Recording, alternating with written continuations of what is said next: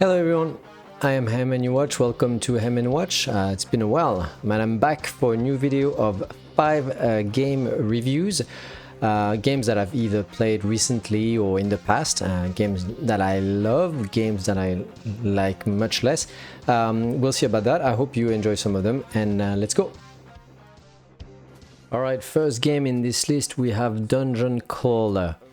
Dungeon Crawler is a game that came out a few years ago on early access, and I believe it is now either released or is going to be released very soon.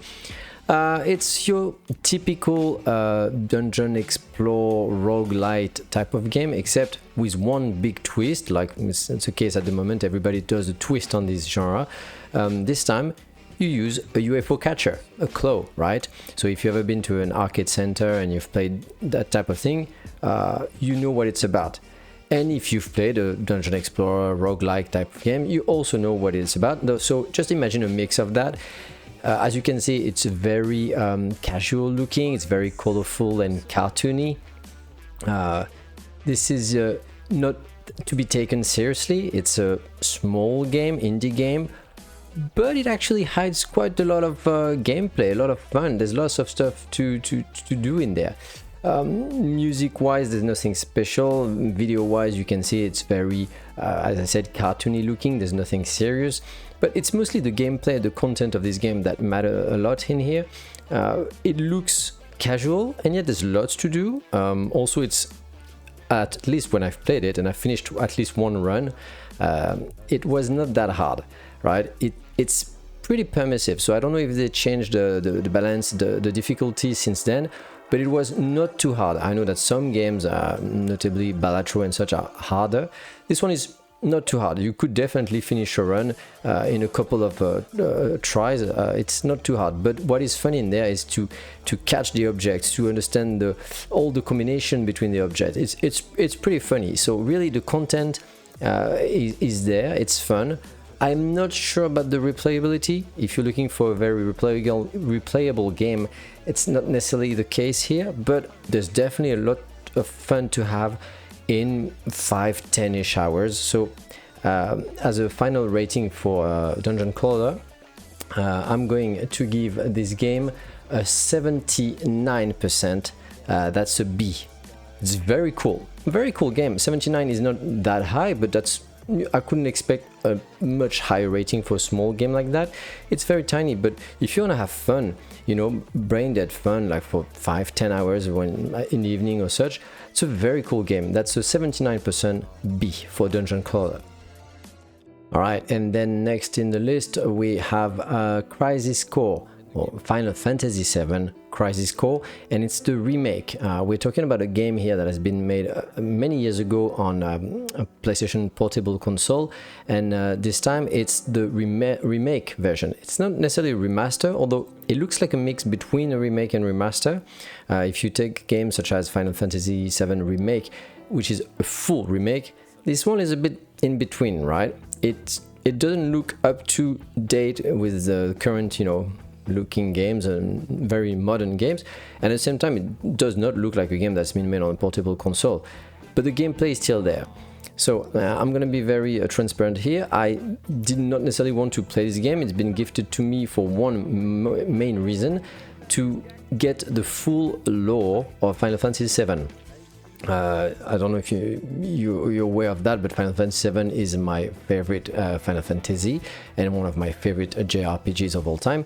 So before getting into the remake of Final Fantasy VII, I had to play this game to get more of the lore, more of the links between all that. So that's why I played this game.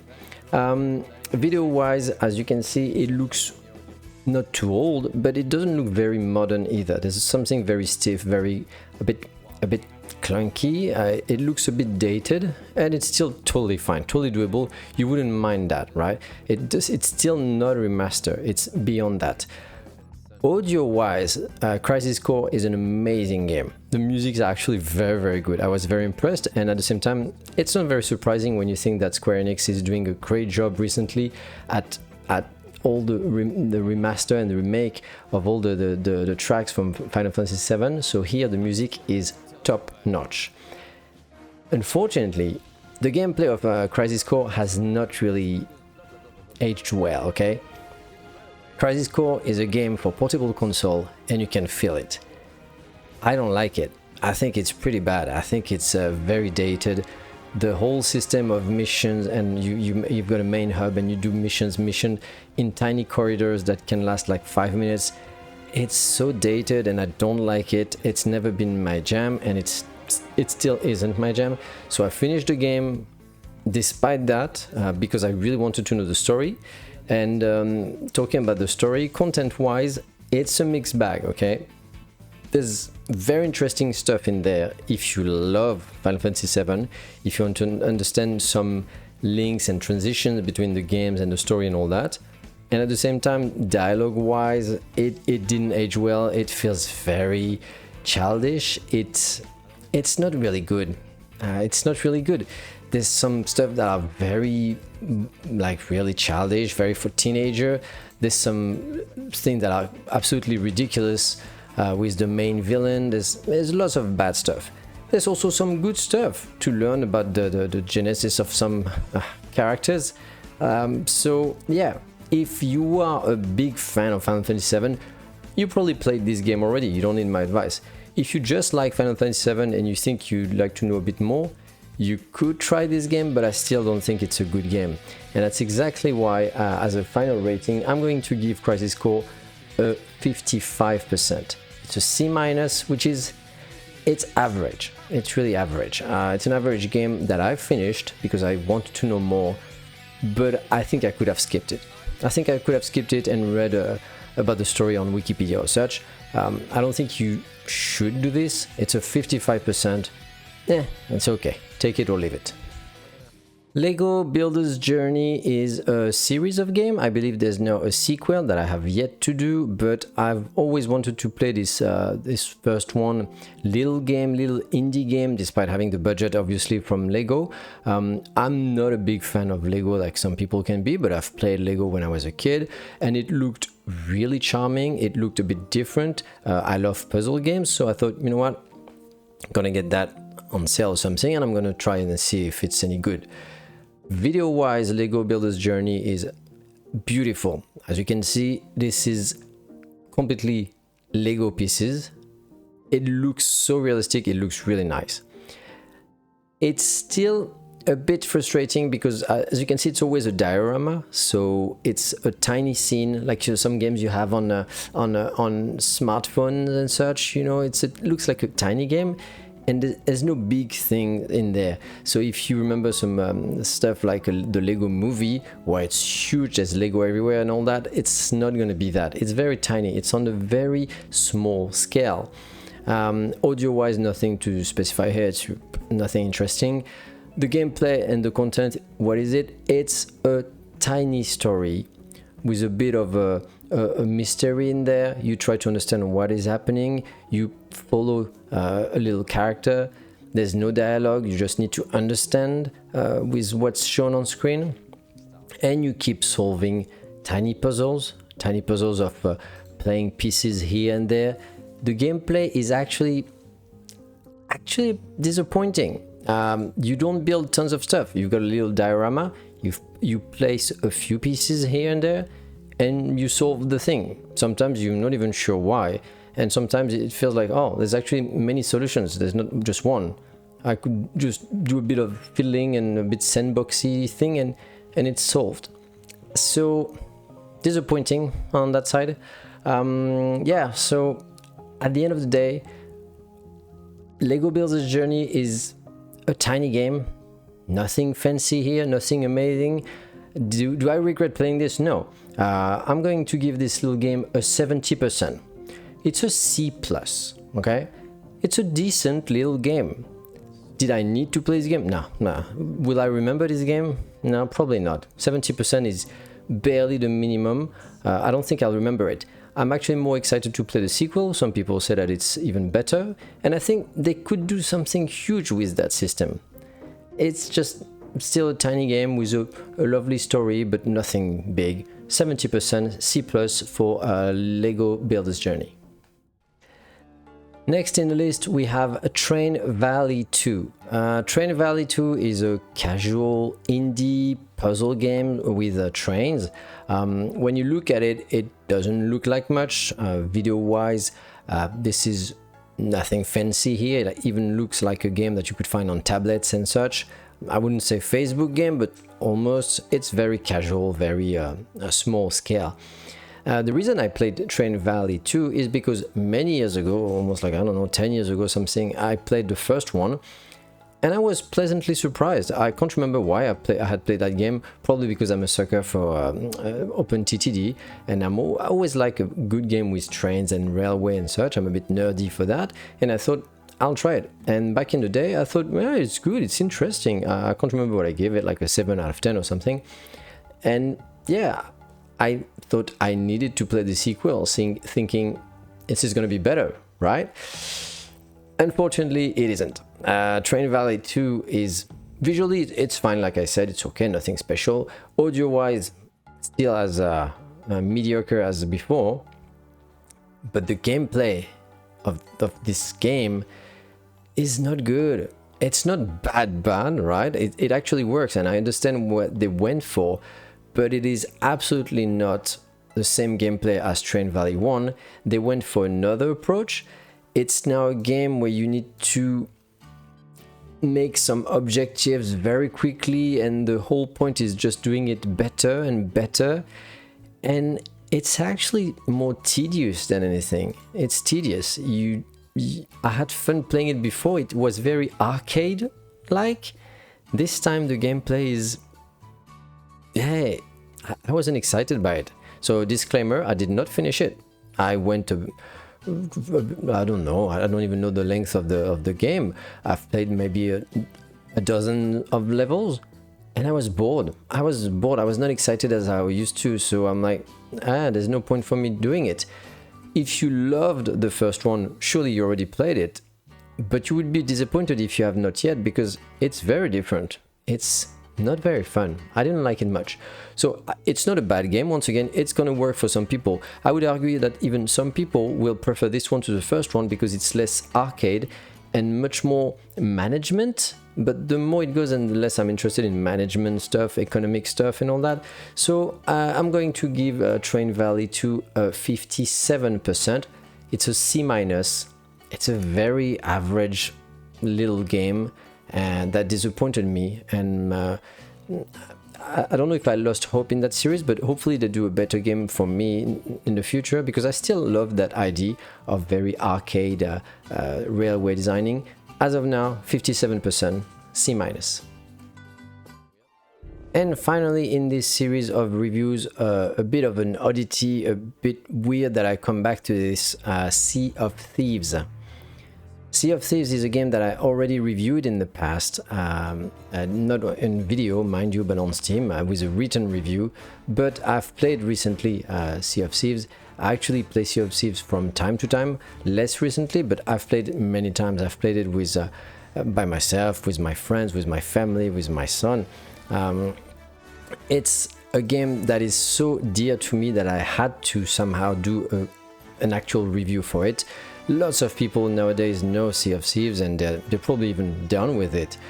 So it's a bit of a blast from the past for some, even if it's not an old game, but that game has been out for like 10 years or something, right? So Sea of Thieves is an adventure game, mostly multiplayer, although you could totally play it solo. I played solo for 100 hours, so no worries. But it's mostly a team-based game of adventuring, pirating, looting, dungeoning a bit. You explore some dungeons a bit, and mostly treasure hunting. If you love treasure hunt, this is that type of game. Video-wise, I think Sea of Thieves will not be old-looking anytime soon. This is so colorful and so cartoony, and it feels like some kind of mix between a cartoon and a Disney, and it just looks beautiful. And it's made by Rareware. If you remember these people from England who made GoldenEye and Banjo-Kazooie and such, that's what they do now, and it looks just gorgeous. It's very not childish, mind you, but it's very wonderful. It's something very it looks like in a dream, or like in a child dream. It's what exactly adventure feels like when you look at it. This is adventuring for you know, Peter Pan and all that. It's I find it very beautiful, and I don't think it's gonna look old anytime soon. Audio wise, this game has excellent soundtrack, excellent. You can listen to hours of soundtracks and it's just beautiful. Of course, you need to enjoy the shanty and all the stuff that, you know, that goes along with pirate stuff, which I'm not a big fan of, but at least it's really well made. It feels once again very Disney, very adventure. It's awesome. If you've been to some kind of Disneyland or an attraction, amusement park, this is what it sounds like, this is what it looks like. The gameplay of Sea of Thieves is very casual. I remember trying it for the very few hours at the beginning, thinking there's nothing to it. It's very bare bone, it's very simple, it's so casual. It's as if they made a MMORPG, but there's no RPG part and it's very casual. What's the point? I remember thinking that it was too simple, too basic. No, I love it, because the idea is you can play it with your kids, you can play it with your parents, you can play it with your family, your friends. It's very open for that. I love that. It's a whole fun for the whole family, and I understand why they went for that. Still, there's a lot to do in terms of gameplay, and that's why there's a lot of people who play this very hardcore way, very streamer way to be the best and all that. You can either play with some friends and play in PvE against the environment and have fun and exploring and all that. You can play on a server against other players, and so it's really the strongest wins, the person who has the better skill wins. There's nothing that you actually gain or progress in terms of skill or anything. All you get is more gold, and that gold is spent to get cosmetics. That's the whole thing. So don't play this game thinking you're gonna invest in a lot of time in it to progress. It's just to have fun and explore. Me, I'm going to review this game mostly for one thing: the tall tales and all the treasure hunting. For me, this game is purely treasure hunting. I'm a sucker for treasure hunting, for geocaching and all that. I love searching for answers, so for solving clues, looking at maps and looking for treasures and solving riddles and all that. I think for me this is where this game shines. I don't care about the multiplayer aspect of it, although I've tried a bit. It was okay. I'm not a big fan of that. I'd rather play a serious game like CS or Tarkov. For me, this game is all about treasure hunting. Rare did an amazing job at creating riddles and treasure hunts and excellent map solving, map reading and puzzles. It is so good, so good. I've played this game, the main quests, several times, and I'm still baffled and I'm still searching, and each time they randomize it, and it's so good. If you've got at least one friend and you guys like puzzle solving and treasure hunting, you should totally play this game. To this day, Sea of Thieves is very high in my top 100 games of all time, so that really surprised me. That's why I'm giving the probably crazy rating for some of 95%. Sea of Thieves is a 95%, it's an S-, which means it's a fantastic game. Fantastic game. I've never played a game like that in my life. I will have very fond memories forever about this game, searching for treasure and having a laugh with friends of mine, with my wife and my son. It gives you pure experience of treasure hunting and adventuring. This is one of the best example of that, and you should totally play it even today. This game didn't age or anything. 95% fantastic game, Sea of Thieves. And that's it. That's my 5 reviews. I hope you enjoy them. I hope you enjoy some of the games in there. Let me know if you've got a different rating for them, if you love some of the game, or if you hate some of these games. For me, there's some fascinating games in there and some totally forgettable games in there. It doesn't matter. I love reviewing all these games, and I hope I can do more in the near future. I will see you next time for 5 new reviews. Meanwhile, have a good day. See you. Bye bye.